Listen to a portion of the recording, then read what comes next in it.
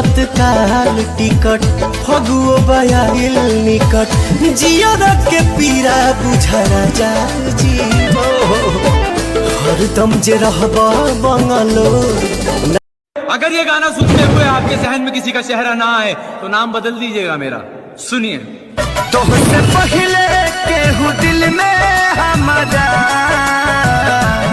सुनाइल चाहे कोइल ना रहे ई प्यार कल परसों के काजिल ना आवे ना अखिया में तू ही बसल बड़ू ससिया में आवेला नहीं चैना रोवेला दोनों नैना आवेला नहीं चैना रोवेला दोनों भूल न पाई तुहरे सूरतिया यहाँ दया भेलू रतिया के सपना में चूरी तू खन का भेलू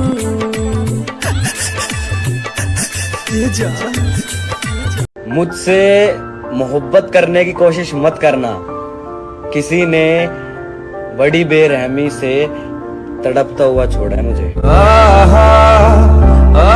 तू रांची की रानी की बक्सर के मन हो, बलिया के बर्फी की आरा के धन हो, प्यार में पागल पूरा बोकारो कुछ तो बतावो पटना के पारो। भाई में तनिको दम नहीं खे हमर पगली कटरीना से कम नहीं खे हमर पगली के देख।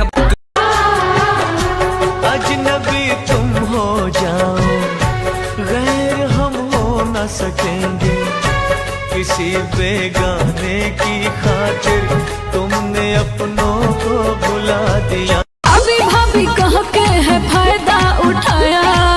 काजल बस तू नाम बता। मेरे को क्या पता। मेरे मलिया के गलिया पर हम साला को लगाया मेरे मलिया के गलिया। घर वाले सोचते हैं बड़ी जल्दी उठ जाता है, शायद सुधर गया है, उन्हें पता नहीं है बर्बाद हो गया हूँ, रात भर सोता ही नहीं।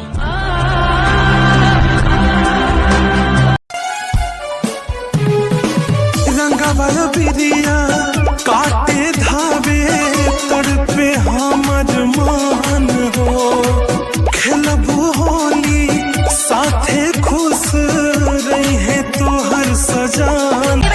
तोहरा से कविता दूर न रहता मिल खती मान तड़फड़ाता